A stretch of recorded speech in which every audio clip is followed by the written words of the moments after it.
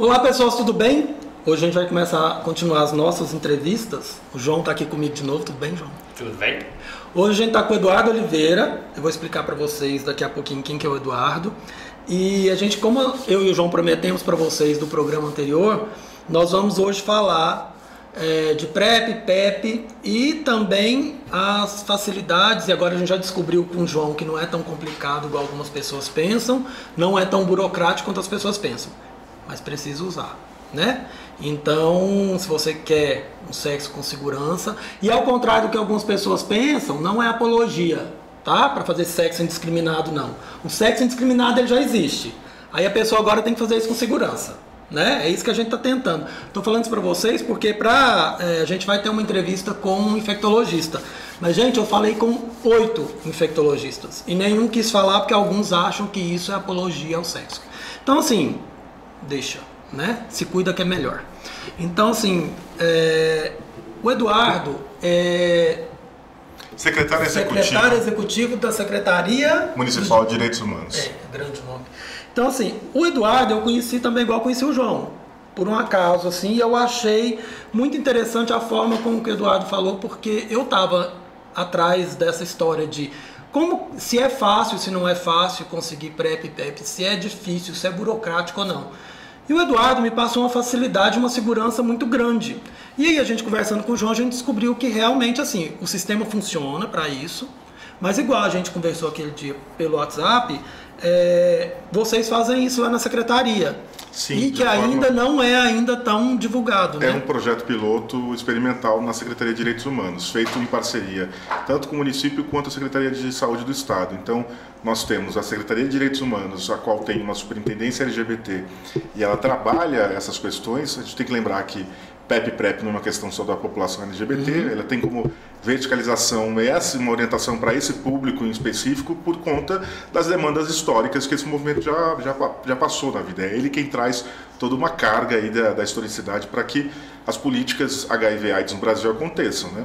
Mas a gente tem que lembrar também que a AIDS hoje cresce entre pessoas com mais de 60, héteros, e também jovens, a partir de 18 anos, né? De 16 aos 18, 16 aos 24, para ser mais sincero, onde você tem ali aumentos da verticalização do HIV. Então, a pessoa que se infecta muito cedo, ela precisa estar orientada. A Secretaria, pensando nisso, não esperou, ela foi atrás de uma forma, porque a gente entende que, infelizmente, os instrumentos que o município aí botar o dedo na ferida não tem jeito, né? Se eu falo, por exemplo, do centro de referência, infelizmente, ele é inadequado no seu atendimento.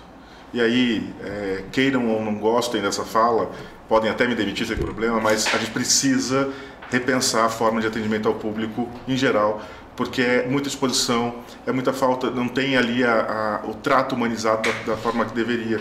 Então a Secretaria, a gente conseguiu hoje com os nossos parceiros, né, como eu já havia dito, uma gama de profissionais que vão e atendem uma vez por mês lá na Secretaria e fazem a dispensação direto na própria Secretaria, para o público de Goiânia, com um cartão SUS de Goiânia. Então eu não posso prometer isso para todo o Estado, não é a nossa intenção. A princípio, porque é uma ação da Secretaria Municipal de Direitos Humanos.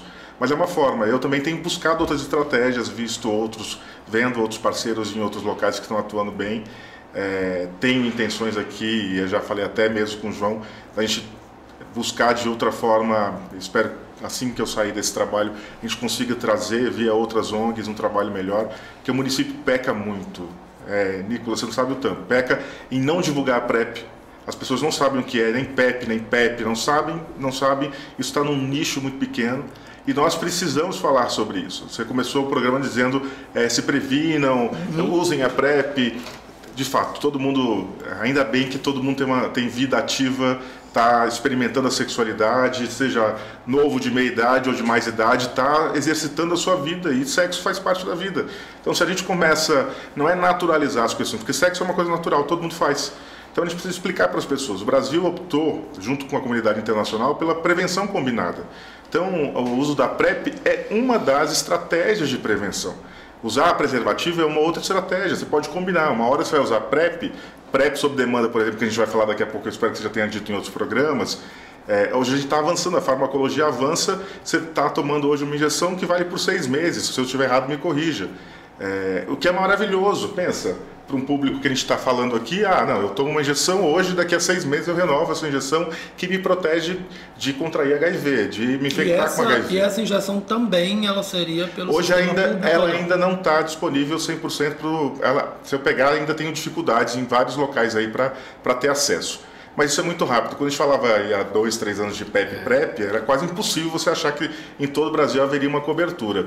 E está no programa do SUS, está hoje os medicamentos. A gente tem que lembrar, um medicamento de tratamento como esse do HIV, ele é uma média de 3 mil um kit para 30 dias. Não a injeção, né? O que você está perguntando é a injeção? A injeção. Não, a injeção está entrando ainda no Brasil, porque ainda está difundida em outros países. Mas em outros países.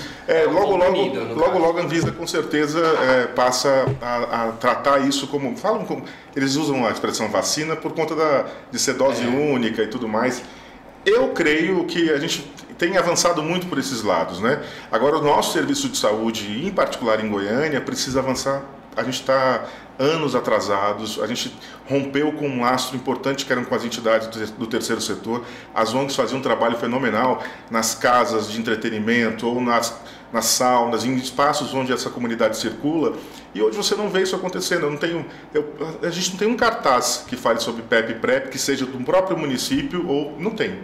Não me lembro de ter visto no estado também, posso estar errado aí, me corrijam, mas assim, não me lembro de ter uma estratégia de divulgação.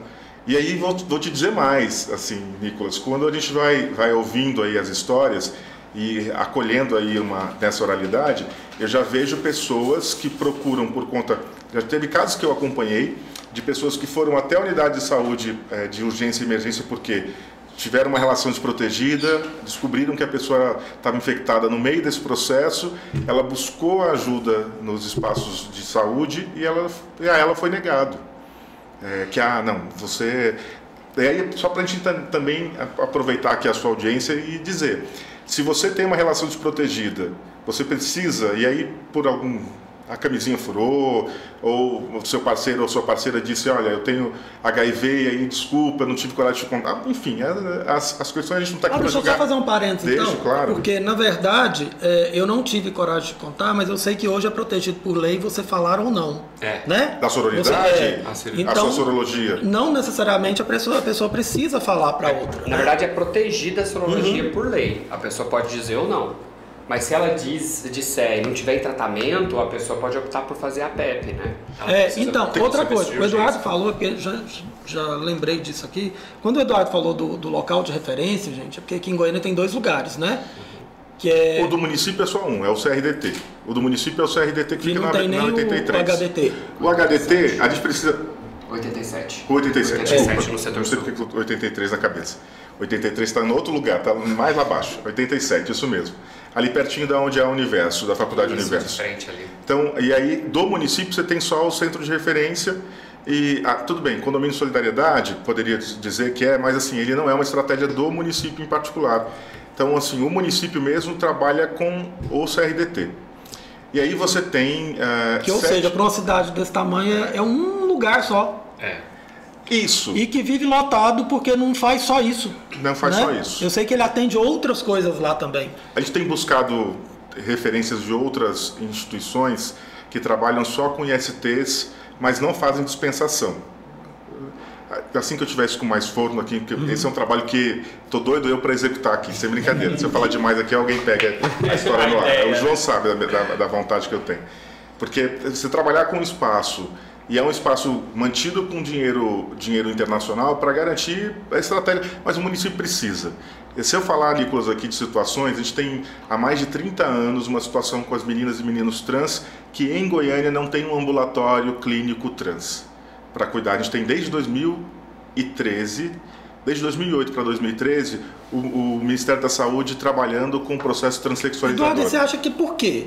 Que não tem, por exemplo. Cara, eu vou ter que ser sincero. Aí é preconceito. É a história é o arcaico, é o política preconceito. Pública. A política pública já existe, ela precisa ser executada. E aí aí eu volto a dizer, acho que as ONGs perderam tempo demais e agora estão acordando, que é judicializar. Não tem, judicializa. Isso sim é importante, judicializar, porque você está falando de alguém que precisa de assistência. Já está regulado, é um processo. Tem portaria do Ministério da Saúde, precisa acontecer. E a gente tem trabalhado para... Se eu disser para ti, e aí eu a sua audiência eu posso entregar para ela, para me ajudar sozinho.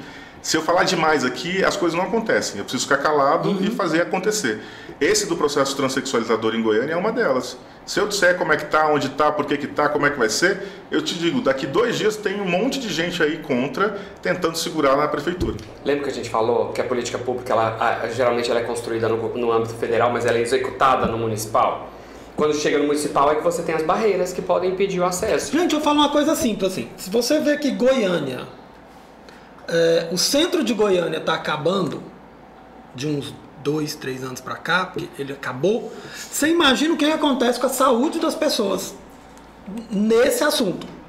Por exemplo, porque é um assunto que as pessoas acham assim, eu já ouvi isso, que é só não ser trans, é só deixar de ser gay que não vai ter esse problema. Então assim, você imagina que o jeito que está o centro de Goiânia, que é uma coisa simples de resolver, né? Entre aspas, assim, porque não quer mesmo. Se você vê que o negócio ali não está dando certo. Agora você imagina uma pessoa pensar um negócio, que eu vi isso esses dias, de falar assim, não, mas por que está correndo? Porque eu fui atrás de um monte de coisa. Por que está correndo atrás disso? Era só não estar passando por isso. Porque eu te perguntei dos 2 lugares de referência. Vamos usar outros exemplos que também são pacotes de políticas públicas que precisou de muita gente trabalhar. Se eu disser aqui sobre diabetes.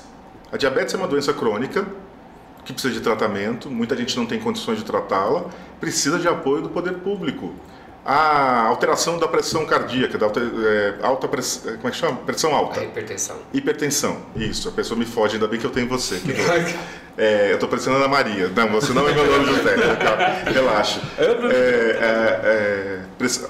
Você falou agora. Hipertensão.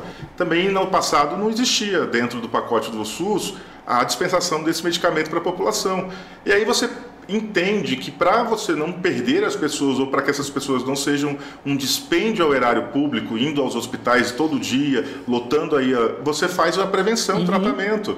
Então são doenças crônicas, elas não vão deixar de existir. O HIV é uma epidemia que a gente viu nesse final de semana o show da Madonna, e ela fazendo a leitura da década de 80 para cá e ressalvando e homenageando figuras importantes do mundo e do Brasil que lutaram. E aí você tem Betinho, você tem Renato Russo, você tem Cazuza, figuras de expressão que infelizmente ceifaram sua vida por conta de uma situação há anos atrás.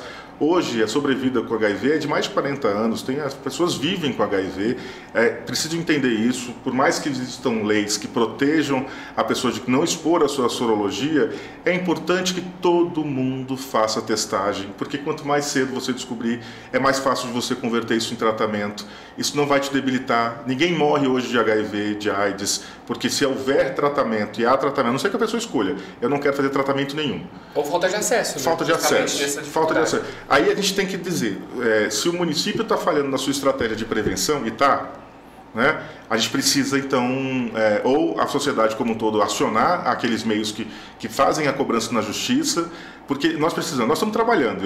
Eu tenho convencido, pra você ter uma ideia, eu tive que sentar 2h30 na antessala do prefeito com o secretário de saúde, na época, o doutor Durval, para convencê-lo da importância do ambulatório trans em Goiânia. No momento que eu consigo convencê-lo, ele é exonerado.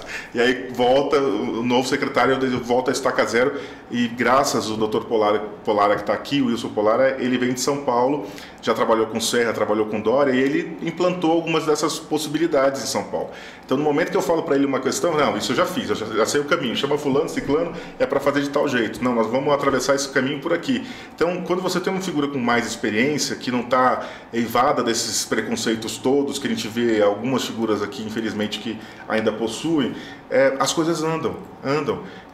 Eu vou a São Paulo, vejo lá no metrô um display com 15 mil preservativos, as pessoas estão passando lá e pegam.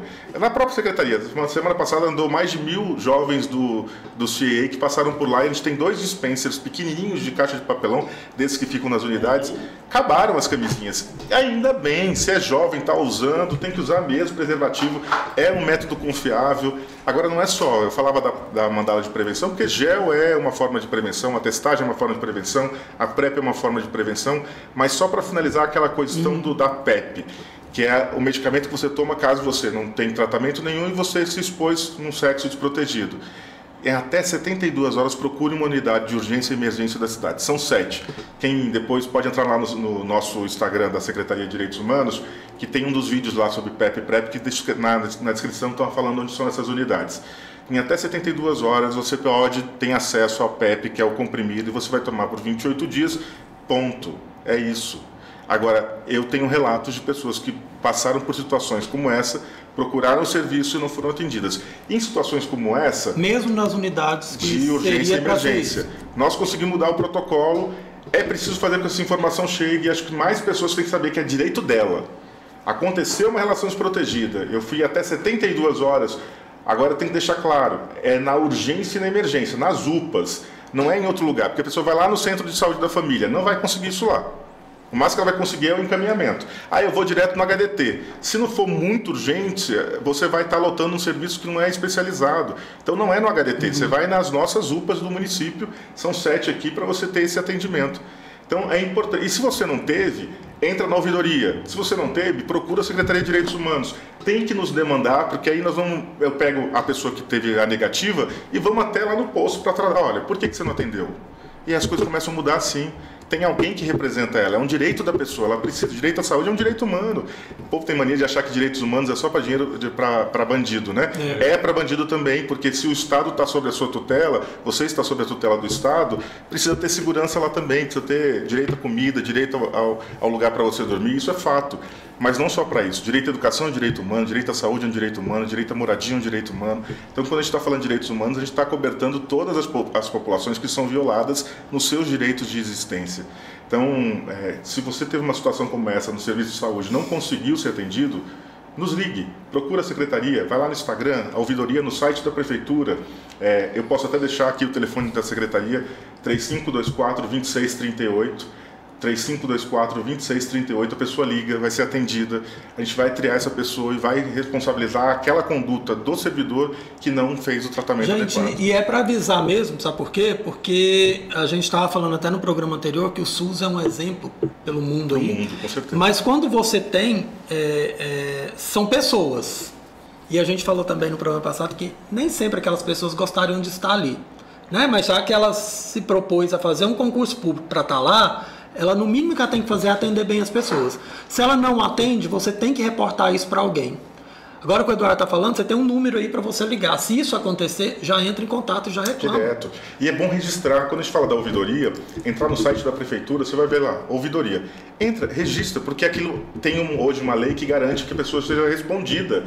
Então, a quem cometeu aquele tipo de delito, de inconformidade, ela vai ter que parar, sentar, a diretora vai ter que responder, o usuário vai ter que responder, as pessoas precisam responder. Se você não registra, não existe o problema.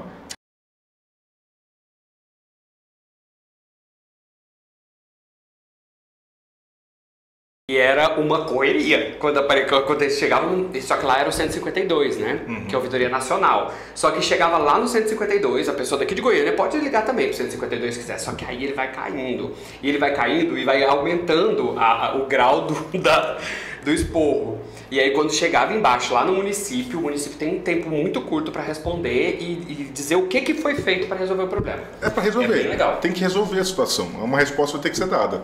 Então, essas comportamentais da situação do servidor que não quer, por um... Cara, a gente está passando por uma situação onde projetos de lei são aprovados em assembleias, inclusive em Goiás, olha que eu estou falando de outras questões aqui que são mais absurdas, que a mulher que sofreu estupro é obrigada a escutar o coração do bebê antes de realizar um procedimento. São situações assim inadmissíveis, que do ponto de vista da dignidade humana e dos direitos humanos, como é que você vai acobertar uma criminalidade de uma forma tão vilipendiosa com a pessoa, atroz, desumana? Então, são situações como essa. 72 horas é um curto espaço de tempo, mas é um tempo possível de você reverter uma infecção na vida, que pode causar problemas para o resto da sua vida. Então, é importante que você... Porque hoje, quem vive com HIV, toma os seus remédios. Se ela pudesse, no passado, ter 72 horas, ir lá e ter tomado um comprimido... E, gente... Cada um usa a estratégia que quer. Mas você fala assim, mas 72 horas é quase uma semana, gente. São 3 Olha o dias. tempo que você dias. tem, você pode ir lá procurar. Porque assim. Não deixa para última hora. Não deixa para o último hora. minuto. E não deixa para última hora, porque chega lá, você vai ter que esperar. E diminui também a eficácia. Né? Conforme você vai passando o tempo, é indicado de 2 horas, o mais próximo possível da relação desprotegida. E a relação desprotegida, quando o Edu fala, não é a relação de sem camisinha necessariamente. É a relação com uma pessoa HIV positiva que não está em tratamento, é a relação com uma pessoa que você não sabe a sorologia, é a relação com uma pessoa sem nenhum tipo de prevenção. Ou mesmo os profissionais da saúde que podem espetar uma agulha. Assim, no caso da PrEP ocupacional. Ocupacional, né? Tem toda uma situação aí de serviço que pode acontecer, pode estar exposto. E assim você não pode lidar com nenhum tipo de preconceito no serviço de saúde. E a gente, infelizmente, é isso que você acabou de dizer, Nicolas, a gente lida com pessoas. Pessoas são eivadas do que carregam nas suas expressões religiosas, naquilo que aprenderam na família, tipo, não toma leite com manga que você vai passar mal. Então tem gente que coloca, tô falando da brincadeira aqui do leite com manga, que isso incrustado. Mas que entra na cabeça da gente que até hoje você tem uma A gente falou no último programa, inclusive, dessa coisa do preconceito. Por que o preconceito é tão forte hoje com o HIV, apesar da ciência ter evoluído? Justamente por causa dessa construção sobre preconceito, do câncer gay, dessa coisa toda que traz até hoje essa coisa do... Eduardo, você acha que, por exemplo, igual você falou do dispenser com os preservativos, mas isso também é uma questão de educação, né? A gente fala que, às vezes, o Estado peca muito em relação a expor isso, né, de uma forma educativa, que também as escolas são... Parece que é uma coisa velada, você não pode falar isso nas escolas. Nos últimos 8 anos, a discussão sobre gênero e diversidade sexual na escola deixou de existir. Deixou por conta de uma pressão conservadora vindo das igrejas católicas e evangélicas, e eu não sou contra nenhuma das duas, só acho que elas precisam entender que é uma questão de saúde pública, e aí a gente está aqui no mês de maio, que é o mês que a gente vai discutir as campanhas de conscientização contra a exploração sexual infantil.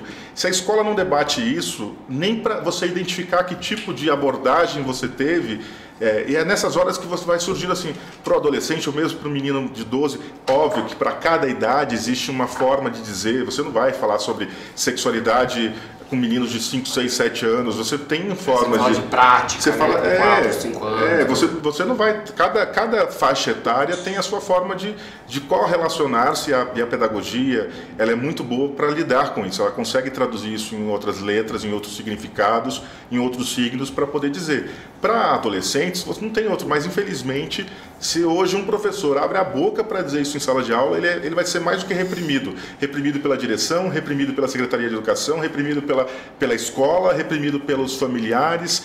Mas é isso, nós estamos sofrendo as consequências. E aí sabe o que acontece? Por que serve a medicação? Porque você vai prevenir isso.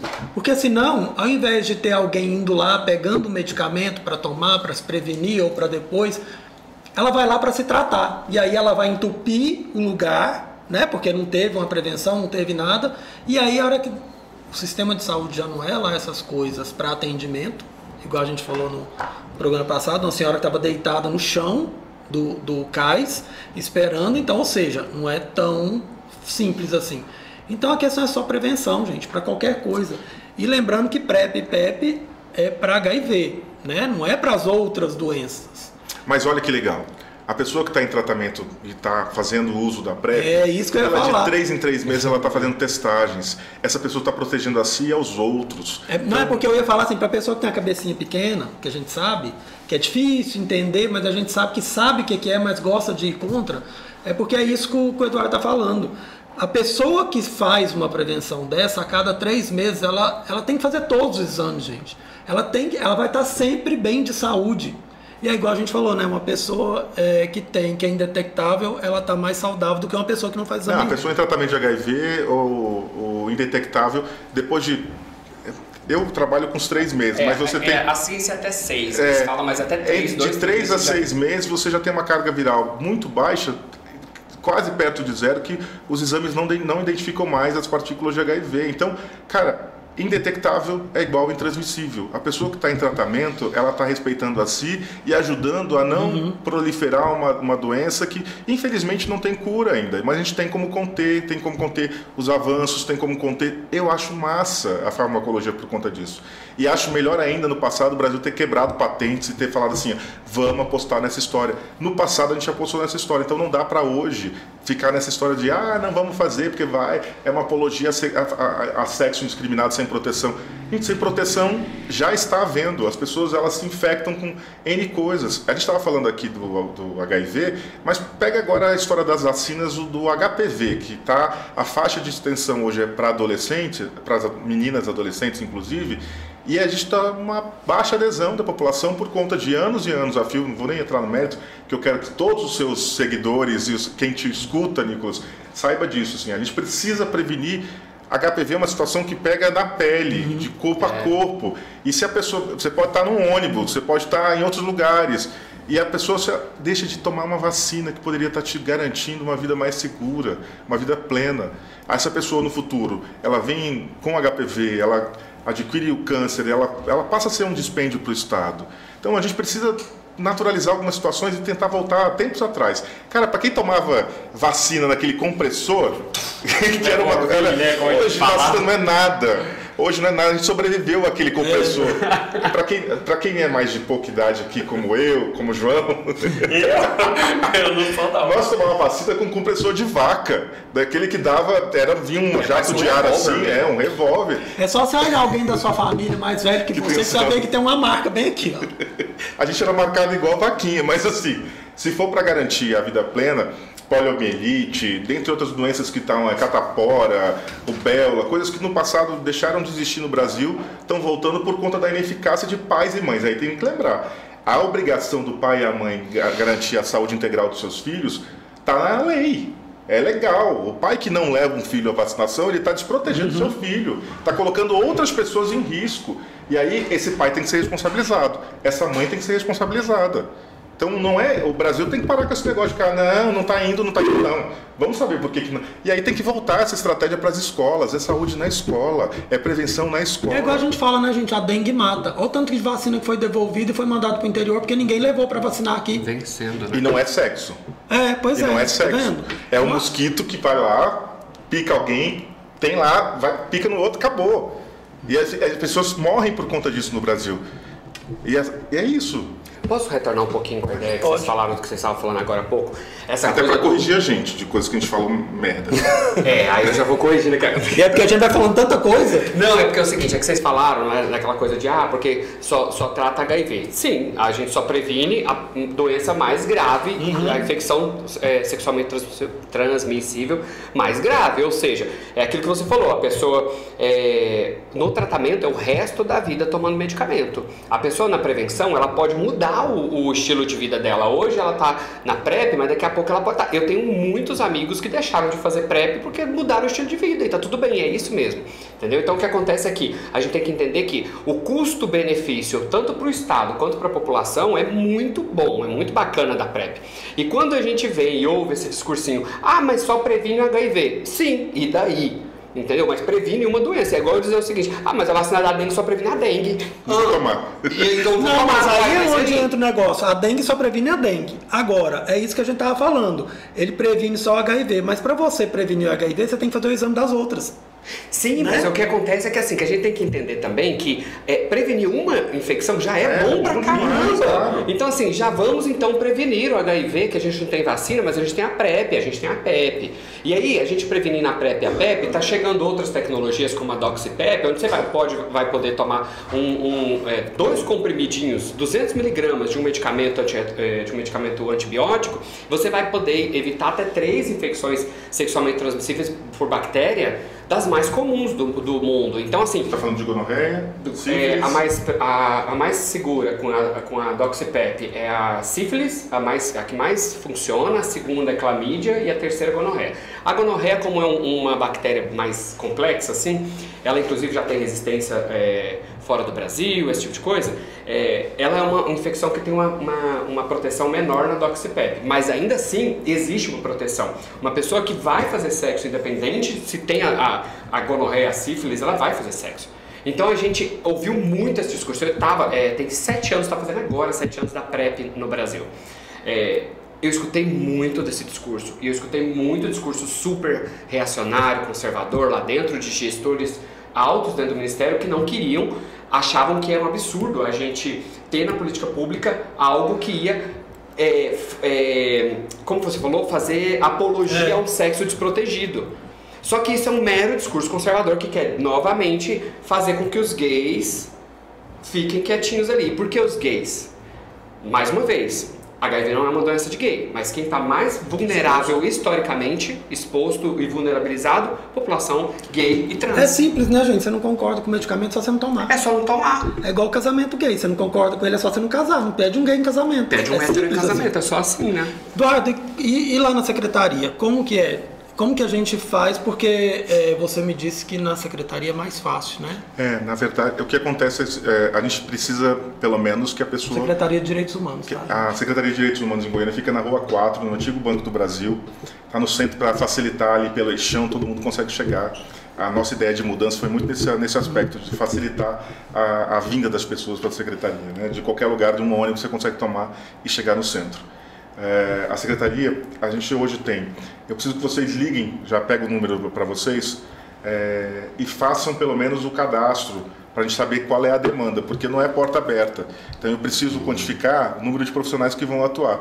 Então pelo menos a nossa próxima edição é amanhã, né? Então não vai dar tempo, isso aqui vai no ar?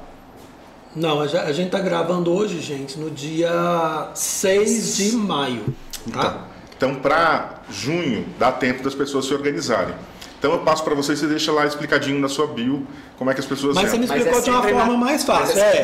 Na primeira... Sempre na primeira terça-feira do mês. Isso. Mas tem que ligar antes. Independente da pessoa não ligou, ela pode ir. Ela pode ir que ela vai ser atendida. A gente pede para ligar para quantificar os atendimentos e não gerar uma fila homérica de te esperando. Senão vai ficar igual o CRDT, não vai adiantar muita coisa. Não, porque se depender de mim, eu já estou chamando todo mundo. Eu acho que tem que chamar e tem que fazer ligar. Eu acho que é mais importante a gente saber, eu estou indo na próxima terça-feira, em junho, já que não vai dar tempo agora do mês de maio, eu vou e já começo o meu tratamento a partir daquele momento que foi.